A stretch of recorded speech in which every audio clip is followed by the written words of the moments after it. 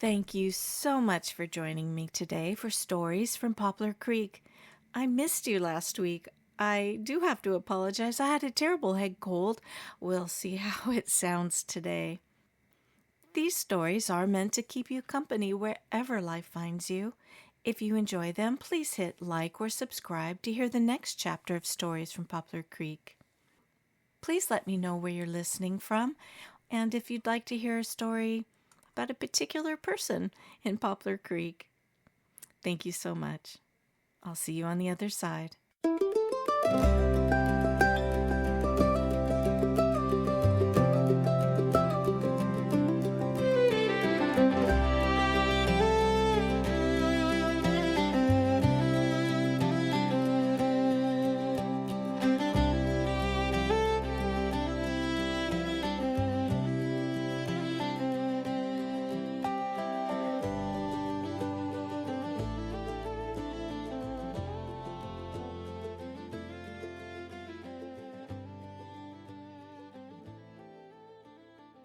Elinor's eyes glowed as she stood in front of the church. The dark pink of her dress cast a blush on her cheeks. She couldn't take her eyes off of Ezra standing in front of her looking so fine. She loved the silver strands running through his hair. The soft white shirt he wore softened the strength of his shoulders. She met his gaze and saw his eyes gleaming. When Reverend Fisher pronounced them husband and wife, their smiles filled the room. Everyone present understood that this was a marriage between two souls who had met life head-on and come out the other side. This was a marriage of love, comfort, and sound judgment. The pronouncement was met with genuine applause, tears, and good wishes. Old friends and new enjoyed the cake and punch as the new couple made their rounds thanking people for attending. Catherine lingered near the serving table, balancing on her crutch.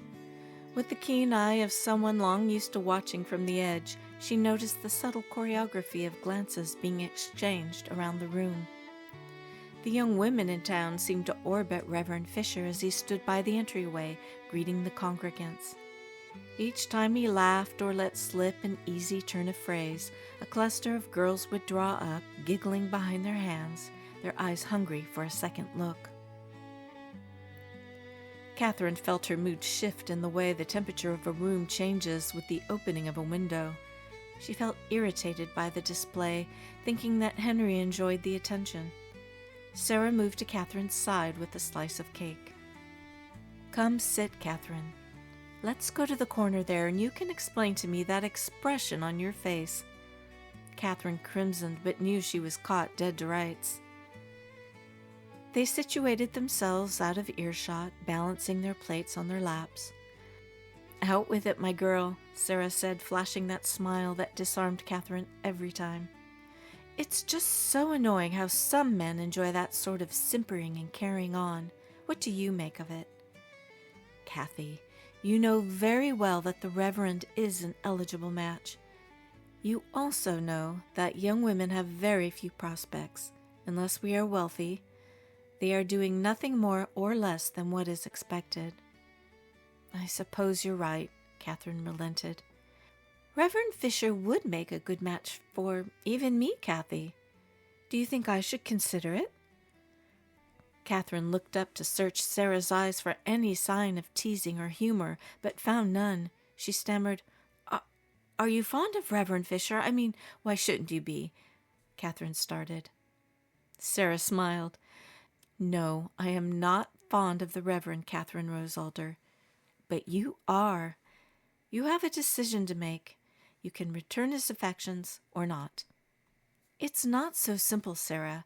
I am hardly the model of proper womanhood." Sarah laughed. "You are entirely proper and as you should be. I'm sure he's not under any illusions about who you are." At that moment, Henry looked up and caught her watching. His smile was polite but distant, as though he were seeing her through a pane of glass. Catherine stiffened and turned back to her cake, the fork trembling in her hand. She cut another slice, then another, until the plate was a mosaic of perfectly evened rectangles. Sarah was kind not to mention the flush in Kathy's cheeks. Instead, her friend murmured some excuse about needing fresh air, drifting out the back door and leaving Catherine alone to stew. The rest of the evening passed in a blur of toasts and laughter, the scent of lilac candles thickening as the light faded. Catherine found herself sidestepping every attempt at conversation, feeling the edges of her patience blur. By the time the church had emptied out and she was left folding tablecloths with numb mechanical motions, she could still hear the echo of Henry's laughter ricocheting in her mind with irritating persistence. It was no surprise, then, that she lingered after everyone else had gone. She found Henry alone in the sanctuary, straightening hymnals with the meticulous care of a man who needed something physical to do with his hands. The silence between them was heavy, charged with all the things they never managed to say. "That was a lovely service, Henry," Catherine said quietly. Catherine let the silence spool out between them, a thin, persistent ache settling in her stomach. "I'm happy for Elinor and Ezra's good fortune. It's a good match, and they are similar in disposition," Henry replied. The comparison did not escape Catherine. "Well, you seem to have your choice of company tonight. Many dispositions to enjoy." The words were sharper than she'd intended, and she regretted her foolishness at once. Henry closed the last hymnal with a gentle snap. "Is that so?" He eyed her over the pew, the candlelight wavering between them. "And what exactly have I done to offend you tonight, Miss Alder?" Miss Alder. The formality hurt Catherine more than she expected. "Nothing. You've done nothing. Have a good evening, Reverend." Catherine limped toward the door and down the steps, mustering as much dignity as she could. "Catherine! Kathy!" Fisher called. "Please wait." Catherine turned. "Kathy, please tell me what's on your mind." They sat on the steps of the church, the stars twinkling softly despite the edge of the evening. "Oh, foolish.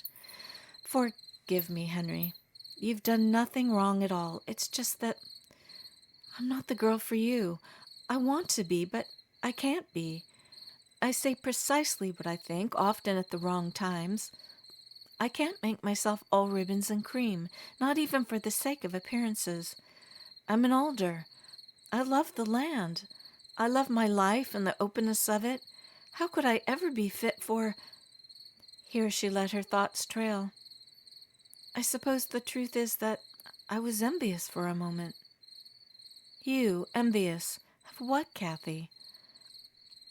"Of all the pretty girls who would know what to do standing beside a reverend.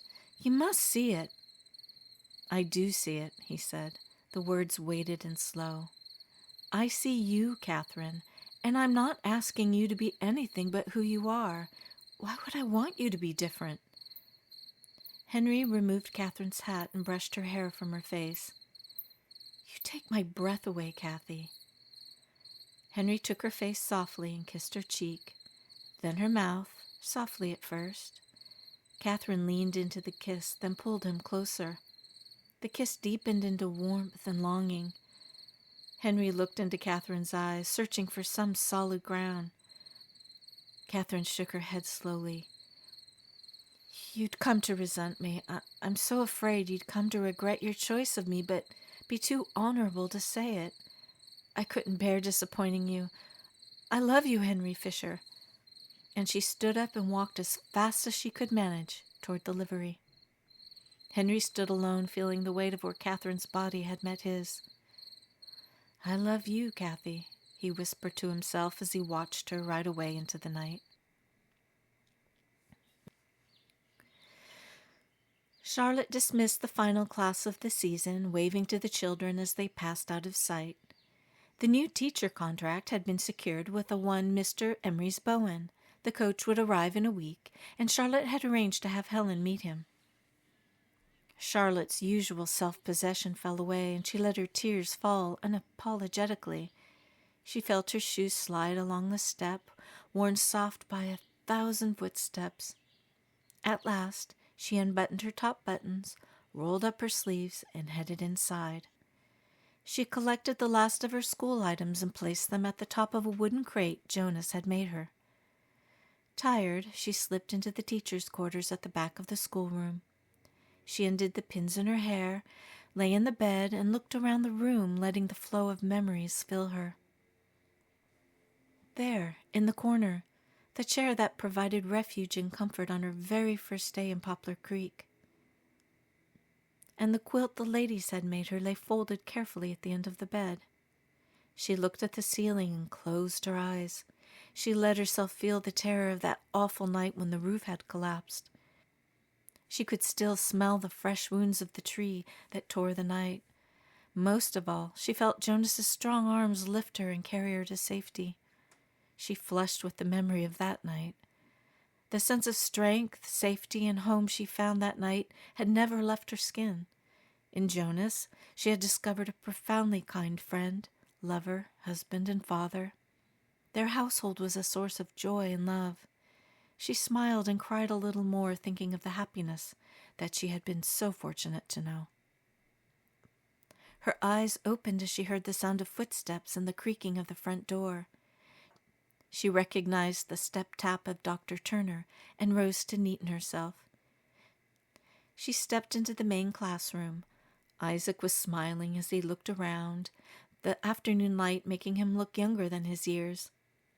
"I hope I didn't disturb you, Mrs. Ingram." "You're looking well." "Please sit, Doctor. Can I offer you some tea?" Isaac shook his head. "Thank you for coming, Doctor." "Have you spoken with Jonas yet?" Isaac asked. Charlotte fell into a seat. "I find myself the coward, Doctor." "Mrs. Ingram." "Charlotte, you are no coward. Would you like me to speak to him for you?" "No, Doctor. I have to be the one," and here she started to cry. "I have to be the one to break my husband's heart." "Could you call him here, and if you could wait outside while I tell him?" "I can do that," Isaac replied gently. He headed to the smithy, and the moments stretched into an eternity. At last, Jonas entered the room and went to move the crate that Charlotte had packed. "Where would you like me to put it, dear Charlotte?" "My dear," Charlotte interrupted, "please come sit. I need to speak with you." "Doctor, if you could wait outside, I'll be just a moment." Jonas sat, understanding the gravity in Charlotte's voice. Charlotte took a seat in Jonas's lap and kissed him tenderly. He smiled nervously. "My love," she began tentatively, "there is a lump in my breast. It will need to be treated soon." Jonas heard the words but seemed unable to process them. Charlotte continued, "You see, my dear, the lump may be something quite innocent, or it may be—" She heard Jonas's breath catch. He put his hand on her breast and pressed his forehead to hers. "Where is it?" he asked, his voice a hush. She guided his hand. He felt gently, then pulled her close and kissed her. "I will be different after the treatment." Her voice started to shake. "What is the treatment, Charlotte?" They must remove my breast to remove the disease, you see. Will you still find me appealing?" Jonas finished. Here Charlotte began to weep. "Always," he insisted. "My heart burns for your heart. You must know that. I will fashion you a new breast, and I will put kisses on it as well." Charlotte tucked her head under Jonas's chin and took in the smell of him, the warmth of him. How could she bear to hurt such a heart as the one that beat inside of Jonas Ingram? At last, Jonas emerged from the school carrying the crate. He walked silently with Isaac toward the house. "I know a very good hospital," Isaac said, "but she refuses to go. She wants to stay here." Jonas nodded. "She must do it the way she sees fit. She trusts you. She loves her home. Can you do it?" "Yes, I am a very good surgeon." "Will she suffer?" Jonas asked, his voice cracking. "She will feel no pain. I will do everything in my power, Jonas. You have my word." Their steps fell heavily in the spring earth. "These will be dark days for you, Jonas Ingram. We won't know the progression of the disease until we see it. Do you understand?" "Yes. You're telling me that we may lose our Charlotte."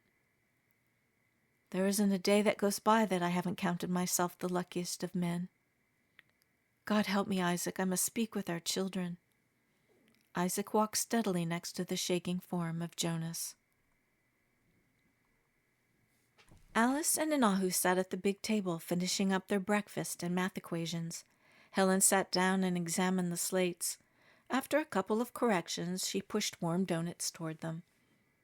"Why do we still have to study? School is out," complained Alice. "Excellent work. Now off with you two. You have the list of supplies we need." Alice nodded. "We continue to study so that you will know your way around a ledger and a bargain." Helen kissed Alice goodbye and tousled Anahu's hair. He feigned annoyance but laughed. This was the first time Alice had been entrusted with a supply run. Anahu would drive, much to her annoyance. Rudy sat at the back, happy with his lot in life. "Bye, Ma," Alice waved, her enthusiasm dousing any irritation she felt 2 minutes ago. "Get up," Anahu called as he took his position seriously. They head down the road toward town, enjoying a day that seemed to burst forth with everything good and bright. The hills had greened and the blossom pushed through the earth, scenting the air. They nibbled at the warm donuts, the sugar sticky on their mouths. Anahu pulled up outside the mercantile. Alice hopped down. "You stay, Rudy." Alice and Anahu stepped through the door of the mercantile and were greeted by the smell of worn wood, sugar candy, and burlap. "Why, good afternoon," called Sarah from her stepladder. She descended and straightened her skirt. "How may I help you today?" "Good afternoon, Miss Sarah," Anahu said. "We're here for supplies." Alice recited off the list, Sarah making notes in the large ledger.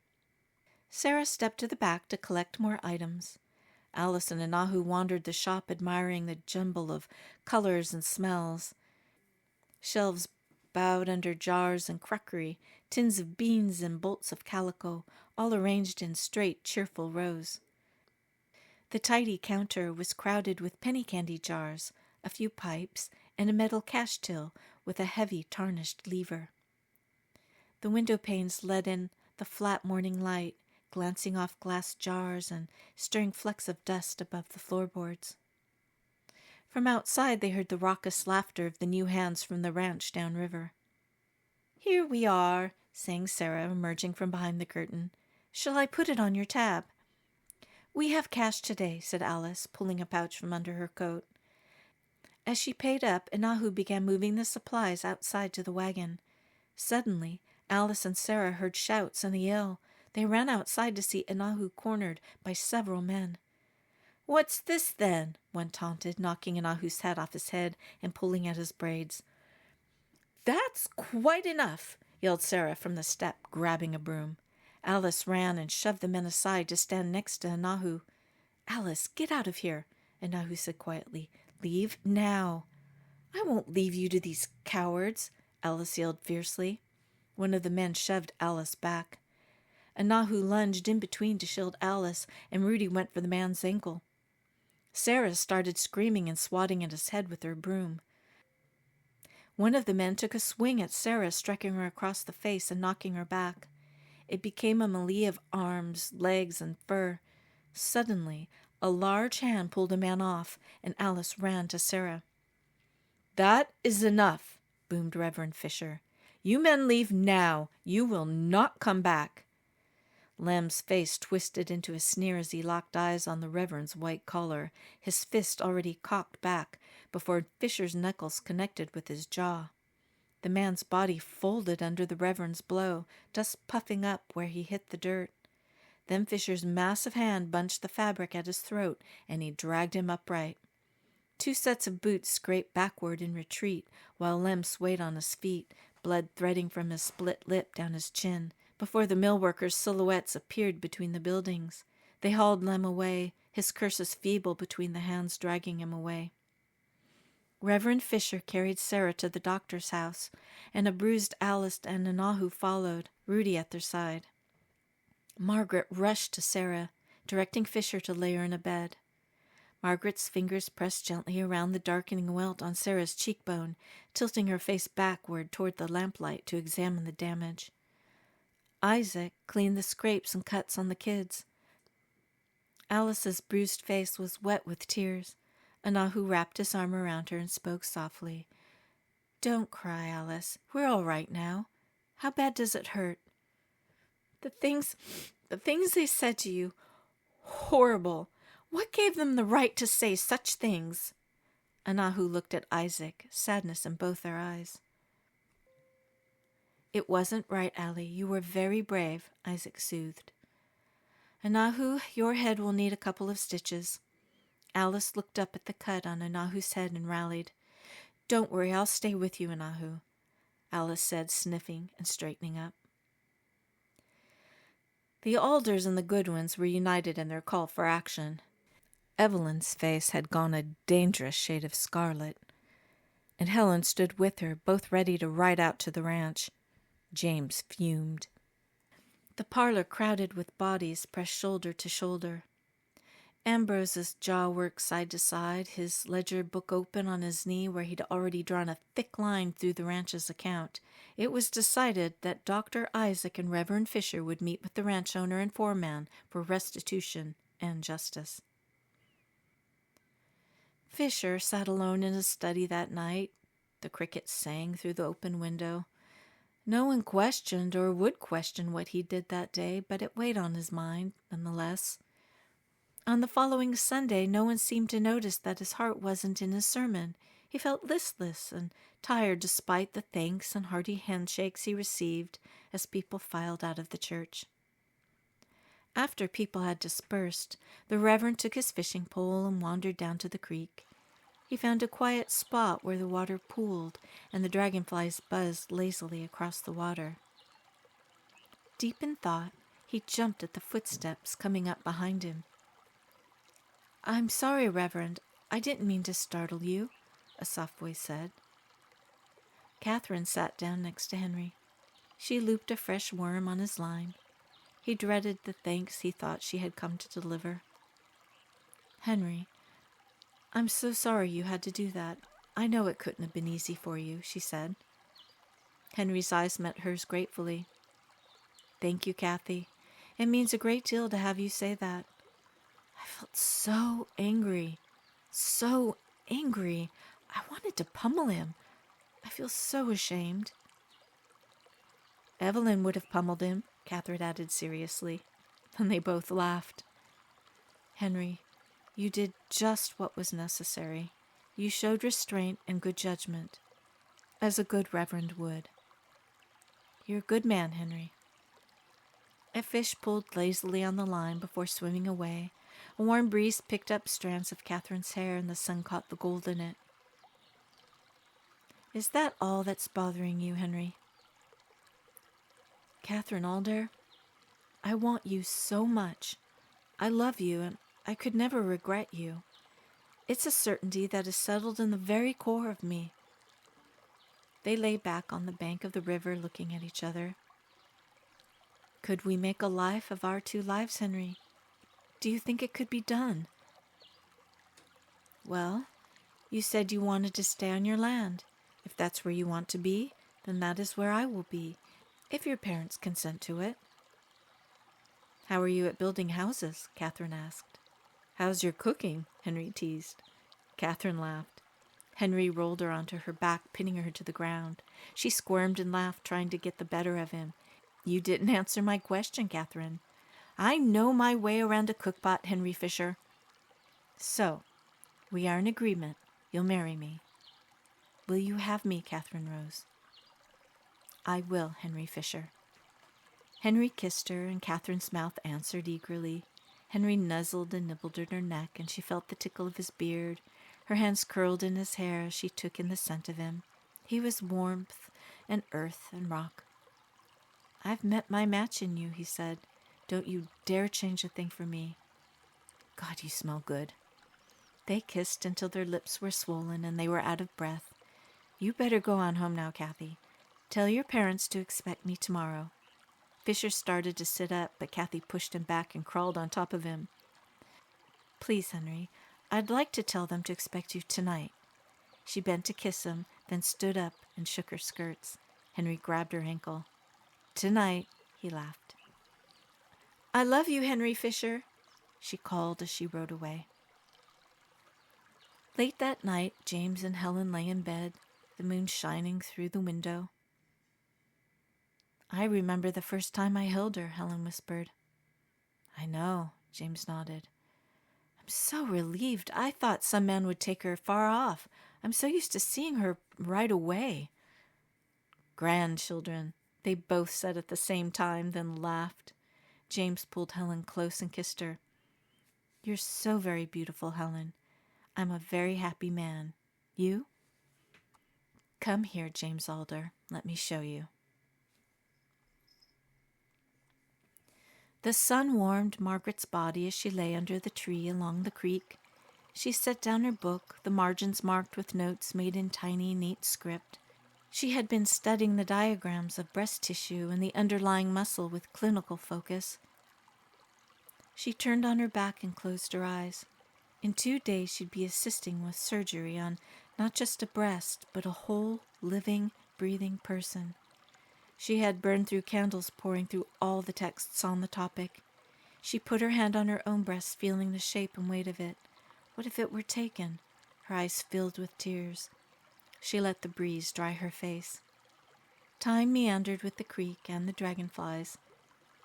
Then she felt a shade pass her face and heard an unfamiliar voice. "Are you alive, then?" the voice said. Margaret didn't open her eyes and was unwilling to let go of the comforting anchor of the sweet earth and grass. "You are stealing my sunshine," she replied evenly. She felt the form drop to the ground a few feet from her. She turned on her side and her eyes were met with those of a young man, neatly dressed, but obviously traveling. He carried a leather pack from where a book was peeking out the top. "Can you tell me where I am?" he asked. Yes, I can," replied Margaret. "What are you reading, then?" she asked, nodding toward the pack. He pulled it out and handed it to her. Margaret opened the book, revealing beautiful drawings of local flora. "It's lovely. Very fine work." "Thank you, Miss.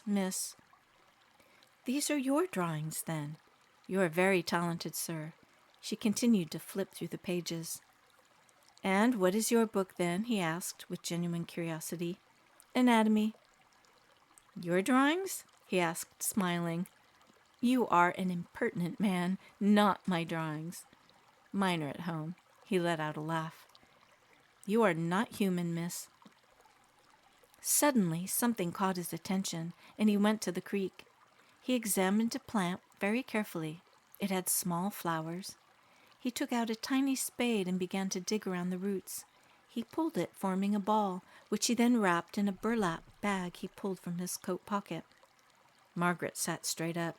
She looked at the plant, then to the small, round hole he had dug. She began to frantically gather her things. "Scoop it out." "What? Where are you going, miss?" the young man asked, confused. "I need to go. We may not need to take the entire thing." She started to run, turning to him one last time. "Poplar Creek is this way. You're in Poplar Creek, and I am Margaret Alder." He watched her dark hair disappear from sight. He wasn't sure she had been real. The coach rolled in, kicking up dust in its wake. Mr. McCready sat in the driver's seat with Mr. Whitlock beside him. When the coach squelched to a stop, Mr. Whitlock's bent form climbed down. He opened the door and the passengers unfolded themselves from the inside, a parade of color and caked dust. The waiting townfolk stood silent, waiting for the dramatic appearance of their new teacher. Sarah and Helen stood at the ready. When the trickle from the coach doors stopped, Helen called, "Is that all, Mr. Whitlock?" "I'm afraid so. Were you expecting someone?" "Well, yes, actually we were," Sarah insisted. "Well now, Miss Goodwin, I haven't lost a passenger yet. I hope you don't think I've been careless, Mr. Whitlock said seriously. No, teacher, but I do bring news. This is my last stop. Mr. Macready has finished his training and will now take over this line. Seems no more conveying folks hither and yon. I'm to stay put. The crowd applauded and cheered. Sarah stepped forward and handed a blushing Mr. Whitlock a bouquet of wild flowers. Speech, called someone from the crowd. Mr. Whitlock obliged. Margaret watched from the center of the crowd. She turned surprised by a tug at her elbow. The young traveler from the creek sidled up beside her. What's the occasion? Mr. Whitlock has taken his last coach, she explained. After the applause settled, Helen asked again, But what of our teacher, Mr. Bowen? You're saying he never boarded. That is indeed what I'm saying, Mrs. Alder. Quiet rumbles moved through the crowd. The young man moved to the front. I believe I have seen your Mr. Bowen, he called. All eyes turned. Here I am. I am he, Mr. Emery Bowen, at your service. From his pack, he produced a letter of contract and handed it to Helen. It seems we have found our teacher, Helen declared. Sarah stepped forward. Welcome to Poplar Creek, Mr. Bowen. I am Miss Goodwin, proprietor at Goodwin's Mercantile. This is Mrs. Alder. She was teacher here in Poplar Creek and will show you to your schoolhouse. But first, won't you step this way for coffee and refreshment? Thank you, Miss Goodwin. That is most gracious, he returned. The world of Poplar Creek was restored to its correct axis. The crowd went about its day, grateful for a surprise turn of events. As Emery's Bowen turned to follow, Margaret caught his wink. She shook her head in amazement and headed back to the surgery. The surgery room was scrubbed and scrubbed again in preparation of Charlotte Ingram's procedure. The night before had been spent discussing the idea of taking only the lump. There wasn't time enough to make inquiries of other doctors. That would have taken months. The prospects were presented to Charlotte and Jonas. They could excavate the lump and examine it. If found purulent, they would remove the entire breast. Or they could take the breast entirely. There was no way to know if the disease had found its way further into her body. It was, in fact, furiously and achingly a matter of some luck. The next morning, Charlotte and Jonas arrived at the surgery. She kissed her husband, and he watched her walk slowly toward the back room. Margaret cleaned her and helped her dress into a clean white gown. You go home, Jonas, Isaac said gently. You will see your wife later. We'll send for you immediately. Your face will be the first thing she sees when she wakes. At the Ingram home, Jonas and his children sat together at the table, the youngest children dangling from his neck and arms. He hugged each one and reassured him of what the doctor had said, that they would see their mother later that day. In the center of the table sat a small box. Do you think she will like it, Father? Ada asked. In the surgery, Isaac and Margaret checked both breasts one last time, making sure no new growth had presented. The implements were laid out in clinical order. Margaret was careful to keep the long, flat knife hidden from Charlotte's view. Margaret administered the ether and heard Charlotte count numbers backward as her eyes closed. Charlotte always had the look of something ethereal, an effect pronounced in sleep. The pale skin pinched under the blade, puckering in a slow ring around the growth as Isaac's hands pressed firm and steady. Bright blood welled at the incision, pooling on the cloth beneath, before Margaret blotted it away with practiced flicks of her wrist. Isaac scooped the mass into a small bowl. There is no dark discoloration at all, Margaret observed. The casing of it is smooth. Isaac set immediately to making neat stitches to the open wound as Margaret watched Charlotte's face carefully for any sign of coming out of the ether. Jonas flew to the door when it knocked. Lillian Turner stood framed in the afternoon light. She smiled. Jonas sprinted toward the surgery. Charlotte slowly opened her eyes and saw the face of her husband smiling down at her. She needs to lie still for a day, but she can have visitors in a couple of hours if she feels up for it. She may experience a headache. The men left Margaret and Lillian to care for Charlotte's needs, and they stepped into the main office. They heard the soft cries of Charlotte as she felt her body. Jonas, we removed the mass, just the mass. The area around it is clean, no sign of disease. I am optimistic that this is just a fatty mass, but we will want to check in on her quite regularly. At last, Charlotte was well enough to move home. The house was beautiful. The children had cleaned it and put fresh flowers in every room. Jonas read to her in the evenings. One morning, as she went to dress, she found a small box tucked at the bottom of a drawer. She opened it. It was a breast. The breast was a clover shape, exactly right in its size, the pink calico standing out shyly against the snowy cloth. It was stitched with a precision and care that made it a private work of art. The cotton form glowed a ghostly pale inside the box, the tidy pink circle almost bashful at its center. She picked it up and held it against her body. Charlotte thought it the most beautiful thing she had ever seen. Tears streamed down her face. She returned it to the box reverently and placed it at the bottom of the drawer.